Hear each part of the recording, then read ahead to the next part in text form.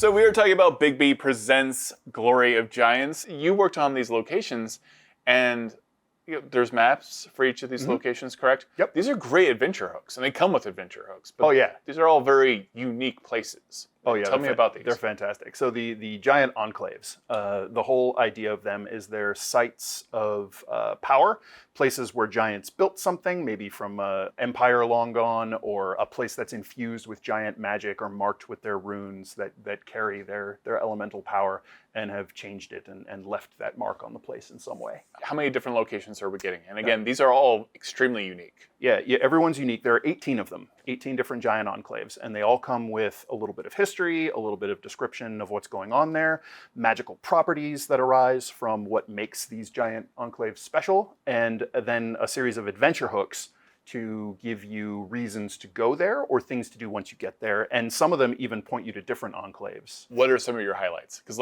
for me, any reference to the world tree makes me very happy. All right, so the world root sapling must be one of your favorites then. Yeah, exactly. Actually, I do really enjoy the world root sapling. So that's there's a sect of giants that's presented elsewhere in the book called the World Root Circle, and they tend to Yggdrasil the world tree that we go into in some of the planar stuff in the Dungeon Master's Guide and all that. This is a place where there is a seedling of the world tree that has been grown and nurtured. So it's a big old full-size looking tree, but it's a seedling because it's giant. This place is it's growing amidst the dead thorny roots of another world tree, or maybe the original, hard to say since they sort of grow through the fabric of the multiverse. And this growing tree is like new life amidst this old death. And so it's infused with life magic. What is Annam's castle? Annam's cradle. Annam's cradle, yeah. Annam's cradle is this massive underground cavern. So think of like the Lost World or any of those like Hollow World things where you go deep under the ground and you find, there's a jungle and dinosaurs, and it's that. It has its own sun, this big slash in the sky that is a one-way conduit from the positive plane. So it's just pure radiant life energy pouring out into this place. And the ancient giants invoked a powerful rune here trying to mimic Annam's creation of a world. And this is what they got.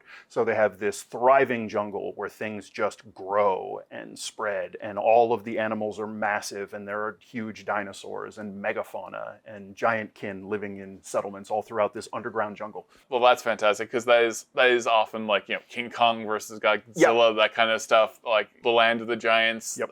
That's been part of giant mythology. We have the Ashen Grotto as well, correct? Yep. Yeah, the Ashen Grotto is a giant burial ground. And so it has, it's a huge seaside cave cut into a cliff.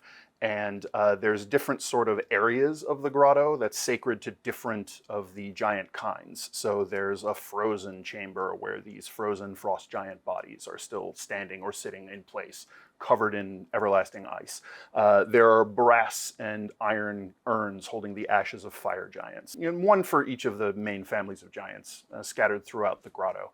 And it's a place that is focused in the magic of tradition, the ordning, the sort of cosmic order of the giants that they follow, and keeping things on their proper path and stopping things from deviating in ways they shouldn't or being tampered with. So you might go there to break a curse or to get information on the course that history should take. So there's something called Dreamer's Reach. Yeah, Dreamer's Reach. So this is a hilltop, just kind of a low rise hill or a mound. And it might seem like a normal hill at first, but you get too close and it's a little too perfect. Maybe it was a constructed sort of barrow kind of thing. And there are these standing stones poking up out of it. There are 5 of them, and they're covered in carvings and stone giant sort of dream runes, because stone giants believe the surface world is the dream world. Yes. So these are actually the fingers of an ancient primordial earth titan that is reaching up from underground as it was trying to reach into the dream and then kind of petrified there. And so people who sleep in the vicinity of Dreamer's Reach, their dreams become powerful. They can reach out to other people through their dreams, or they can dream up the answer to questions. Oh, that's perfect. Yeah. I love that. I've always loved that about stone giants. Their perception that anything outside the mountain is not real. Exactly. But like the stone giants' belief, this dream is kind of entrapping, and you can get sort of caught in it and difficult to break out. So using this place is a little bit of a risk. So beyond Dreamer's Reach, we have the Endless Rock Slide. I love this one. I love. Yeah. What I like is how kind of over the top and obviously huge these locations are, but it's like they all have just like such a great narrative hook. Yeah, and a lot of these you'll see, particularly with this one, this is a great showcase of it, have a very elemental magic focus because the giants in this book, as we're presenting them, are very tied to the power of the elements and then as they're made manifest on the material plane. So the Endless Rock Slide is exactly that. It is an endless slide of boulders and sand and earth, and it starts at the top of a mountain, pours down into a cave and a crevice, and just constantly tunnel just thunders from the top all the way down. It comes from a permanent portal from the elemental plane of Earth and then flows down into another permanent portal from the elemental plane of Earth. And so ancient stone giants have built a complex around it where they can sort of siphon the elemental magic, the elemental power from this constant flow, and you know do whatever their mystical needs are for it. And they've set up sort of equipment because it's everything coming from the plane of Earth, which means any mineral you can think of. Right. And so they can sort of sift and grab useful minerals out of there and then use that to trade or make whatever they need. And so as you can see, this place would be very valuable to a whole wide variety of creatures, not just giants. Like old time Gold Panner Slough. Exactly. Actually, they still use those. Yeah. So it's still a modern time thing. Yep. We've got the Forest Crystal. Yeah. The forest crystal is a giant, if you'll pardon the overuse of the word, crystal sitting in a forest sort of clearing. And it's in the middle of this sort of lush, primeval, very, medieval fantasy sort of fairy tale forest. And all the plants there grow huge, and sometimes they get up and walk away and just go and spread the forest. So this crystal spreads its magic, and the secret of it is the forest isn't real. The forest is an illusory projection that the crystal creates, and it's overlaying the actual terrain that's around it, that's hidden underneath there. And a couple of the adventure hooks for this location center around you need something from the actual location. So you have to get control of the crystal to at least temporarily get rid of this illusion so powerful it's kind of real. Right, yeah. Perfect. Yeah. The Forsaken Deep. I'm sure this is a very pleasant location. Oh yeah, it's fine.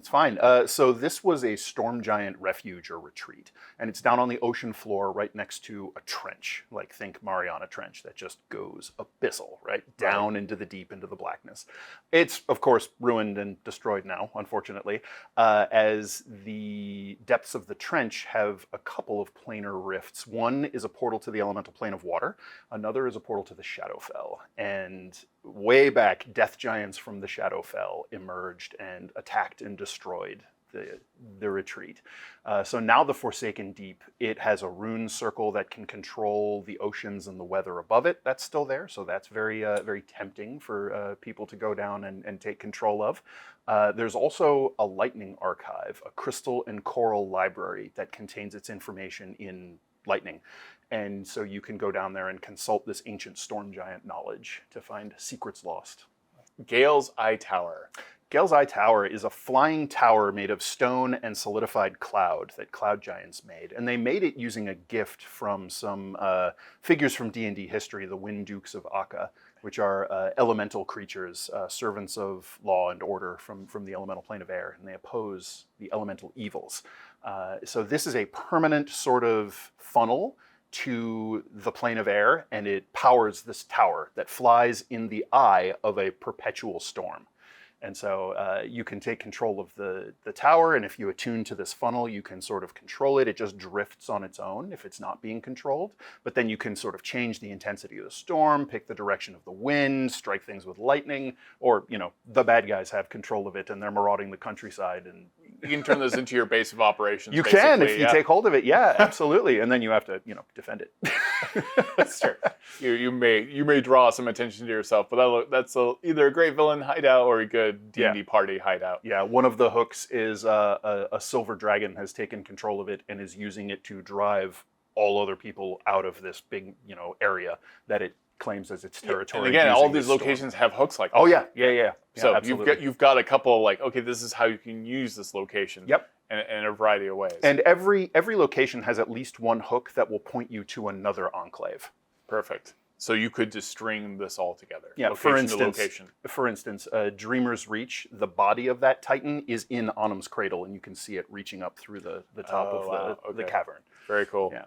Grolantars, am I saying this right? Grolantor, I think. Grolantor's Yep. larder. I know this is going to be terrible. No, it's great actually. It's wonderful. Grolantor is the son of Annam, the giant god associated with hill giants, Right. and he's a very hungry boy. Yeah. So he likes food a lot, as do the hill giants that venerate him. So Grolantor's larder is a lush sort of forest grove and little plain and brook with a teeming pond, and it's full of food. Just fruits and berries and vegetables grow, and animals are teeming in the forest and in the pond, and you can find all the food you want, and it's all infused with this bounteous magic. Where if you gather enough of it, you can have yourself a great magical feast on this giant stone table. But the larder itself is hungry, and it doesn't like to let people leave. So. But if you can brave the larder and take, say, there's wild grains growing there. If you can harvest some of the grains from the larder and bring them out and plant them in another field somewhere, they spread that sort of abundant magic into the land. Wow. And so it'll cause the whole field's harvest to So be maybe you're bounteous. coming from a world that desperately needs agriculture, and then one of the adventure hooks is a war-torn country is facing a famine because all their fields have been burned and salted, and they can't restart their crops quickly enough. So you have to come and get this and bring it back so you can, make sure people don't starve. Hayatea's hearth. Hayatea is another of the giant goddesses, one of the children of Annam, the giant's all-father, and she. The hearth is a great hall carved into a mountain, and there is in fact a giant hearth there. And this place brings prosperity to those who control and rule the hall and their people who live there, but it was also cursed by the jealous giant god Krantor. And so anyone who claims the hall, they do find prosperity, they do find all this great fortune, but it's always short-lived because someone else is coming to take it. And once you attune to the hall, kind of like a magic item, you can't break your attunement to it. So the only way to lose your attunement to the hall is to die. No one else can attune to it while you're attuned to it. It's a perfect kind of science fiction, fantasy, Twilight Zone, kind of like, here's your reward, but also someone else is coming for you. Like, you become the monster in the dungeon. Exactly. And, I think about things like the story of Beowulf, where you have the deal made for prosperity that is great while it lasts, and then it doesn't. We've got Horizon's Edge. What is Horizon's Edge? Horizon's Edge is a demi-plane in the deep ethereal. And it was created by a long-gone giant civilization that was technologically and magically advanced. And this was, maybe it was a summer retreat they wanted to get away from whatever was going on. Maybe it was a magical research place where they could do dangerous research without endangering their city centers and their populations. But for whatever reason, it's a bubble in the deep ethereal now. And there are floating platforms with huge buildings built on it. And each of the platforms has a metal transport disc that's sort of magical, technological, and you can manipulate it to fly from one of the habitation discs to another. Oh, that's awesome. Yeah. What was the potential conflict here, though? Oh, all kinds of cool stuff. This is out in the ethereal, then? This is in the deep ethereal, right. So the way you get into it is there are these puzzle cubes that are scattered around the worlds in the multiverse, and if you find one and solve it, it opens a gate into Horizon's Edge. It doesn't open a gate back out, so you'll have to find something once you're in there to help you get out again if you don't have means to plane shift or anything like that. Let's see, one of the options is there are fiends that have sort of overrun the place and have been trapped in there ever since this giant empire fell. Oh, wow. And a scholar hires you to help them go and find all this lost magic and technology, but it's full of demons that have been trapped there for who knows how many eons, and they're very angry. So perfect. Yes, they've not had anyone's faces to eat. Correct. Yeah, they get grumpy about that. We've got the Howling Iceberg. Yeah, so that's sort of born out of the Frost Giant Raider idea. So this is an entire iceberg that's powered by planar wind, both from the Frostfell, which is kind of a elemental border between water and air, and then also the howling winds of Pandemonium. So those winds constantly blow through the tunnels in this iceberg and push it along the sea, and it finds its way to places. Whoever's there marauds off, takes whatever they want, gets back on, drifts away. And so you can wander through the tunnels, which might reach to other planes, but then they also lead to the heart chamber of the iceberg, which is this shard of ever frozen, never melting ice that you can kind of take control of to control the winds and direction of the iceberg. These are all great hooks for also like a multiversal, multiplanar story. Oh yeah. Yeah. Beyond just the giants. Yep. We have so many locations. We have Krantors Hold. Yeah. Krantors Hold is a sort of a small, relatively speaking, giant keep up on a cliff, and it is just completely overrun with the Far Realm. It is a Far Realm intrusion. Perfect. Yes. So there's a well in the basement that once used to go to the Feywild, and before their curse that befell the Fomorians when they were noble, they used this well to the Feywild to assault it. And this factors into the backstory of how they became cursed. And so once the curse hit, it was corrupted and twisted away from the Feywild and now connects to the Far Realm. So it sort of warps time and space around it. The map is great because part of it is, Castle Ruin, and the other parts are like the walls have turned into weird, tumorous, tentacly growths. Perfection. Yeah. It makes me think of Annihilation, where like the Fey realm meets the Far Realm. Mm-hmm. Yeah, that kind of corruption. Yeah. Then we've got the Misty Veil. What is the Misty Veil about? So the Misty Veil is a little valley that's perpetually shrouded in mist, and it's kind of a cloud giant legend where you really can't find the thing. It's very difficult to locate, and it's protected by a guardian, and you might have to solve riddles to get in, and no one knows exactly what the guardian is. All very enigmatic, just like the cloud giants like it. But the Misty Veil moves throughout the worlds of the material plane, throughout locations in the planes, in the outer planes even, and there's really no predicting when or where it will go. So it's a little Brigadoonish in that sense. So you might wander into the Misty Veil on Krynn, and then when you leave, you're on Mount Celestia. Perfect. And inside it has pieces of buildings, it has landscapes that don't match because it kind of takes and leaves pieces of wherever it goes to or from. So it's this bizarre hodgepodge. Yeah, potentially exactly. like architecture and people and everything else. Yeah. So you have a ship sitting up on top of a mountain. You have a village that is literally only half a village. That's just a line through some of the buildings where only half of it got taken. We've got the Runic Circle. What is the Runic Circle? Yeah, so the Runic Circle is, it's a little bit Stonehenge, a little bit Wizard Observatory. Okay. It's a great circle of runes and constellations and magical geometry and astronomy. And it was used in the far-flung past by this giant empire as a navigation point for them to explore other worlds or other planes.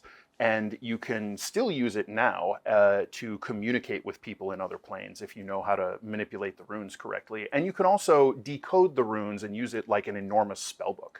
So wizards could come here and learn lost spells that you want to introduce into your campaign by deciphering the circle. I love that this has such an impact and is such great lore just for the multiverse itself. Yeah. These are all great. If you could start any adventure off of one of these locations, an entire campaign, or the pursuit of these locations as well. So this one, it was also originally, and speaking of campaign settings, it's also got a nice Spelljammer hook because it was a sort of starport for flying ships that the giants used and was used as a beacon to help them navigate their way back home, which you could still use today. That's perfect. Yeah. We've got the Singing Sands. Yeah, the Singing Sands. So these used to be one of those enormous crystals like in the Forest Crystal Enclave, but it has since shattered and pulverized into crystalline sand, and it blows around a desert in a couple of dunes. And as it blows through the landscape, it sings and chimes and has this sort of melodious crystalline music that it makes. And it soaks up the desert sun, and it reflects it, and it's incredibly bright and glittering to look upon, and it's very hot. And then at night, the winds around it die down, the singing stops, and it becomes a memory of a giant fortress that once stood near where the crystal is. And so you can use it as shelter at night. Other creatures might rise out of the sand. And if you can sing or play music correctly, you can shape the sands to your will. I already know a little bit about this, but this one is also factors into some free content that's on D&D Beyond, but we have the Starforge. Tell me about the Starforge. The Starforge. So an actual star fell from the heavens and landed on the world, and fire giants found it and realized what a source of power this was, and they built this massive iron and brass contraption, this forge around it, so they can tap the star to use it as a forge. And so now if you can brave whatever happens to be controlling it or happens to have moved in and guarding it, you can use this thing to create magic items. And another great hook for the players. Yeah, in concert with one or two of the other Enclaves and their adventure hooks, maybe even things like you can create a sentient magic item if you go through all of the hoops it will take to make it happen. What is the Thundering Observatory? The Thundering Observatory is a turret that sort of hangs between two mountain peaks, and it's not tethered by cables. It's tethered by these permanent bolts of lightning that are semi-frozen in place. Like they're sort of tractor beams holding it in that space there. And inside, there's this apparatus of copper and crystal and using giant runes, and it sort of channels this lightning. And if you can figure out how it works, you can open viewing windows to anywhere. And it's a place that might even be able to circumvent usual prohibition against scrying, other magical barriers and things. So it's like the perfect crystal ball if you can get to where it is, survive all the lightning, not go deaf from the thunder, and figure out how to make it work. And then again, a great place for villains. Oh yeah, fantastic place for villains, especially because the scrying bit is actually just the targeting system, because this thing's original purpose is a doomsday weapon. It has a city leveling death ray if you can figure out how to make it work. But most people don't even know that that's its purpose, but it's just waiting to be discovered and erased too. With each of these locations, do you think it up, or do you think up a need or the hook? Or is it like a little bit of both? Like you're like, this would be a cool area, and then you're like, I know how I would manipulate this area. I love doing that. I love coming up with locations and then how is this being manipulated? Right. So I would say for these, the idea for the location came first. Yeah. And then I thought about how can we use this? What's interesting about this that will send people here? What's interesting about this that will bring other things here that then the PCs have to interact with? Right. Where does the conflict, how does this location create conflict? Exactly. And one of the important things about this is while these are associated with giants and created by giants and all of that, they are not necessarily now controlled by giants. They could be controlled by anyone. These are just like remnants and echoes. Exactly. Yeah. Yes, there might be a giant there, but like this is just, there is a world of giants.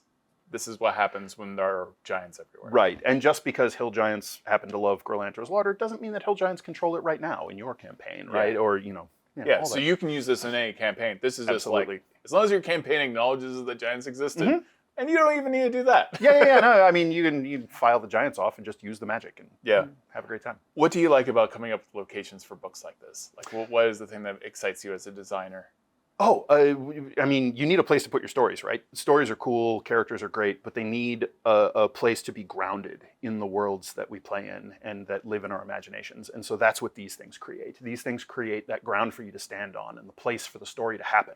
And I love creating those, especially in this format where it's so plug and play friendly, not only where you want to put it, but also what's there.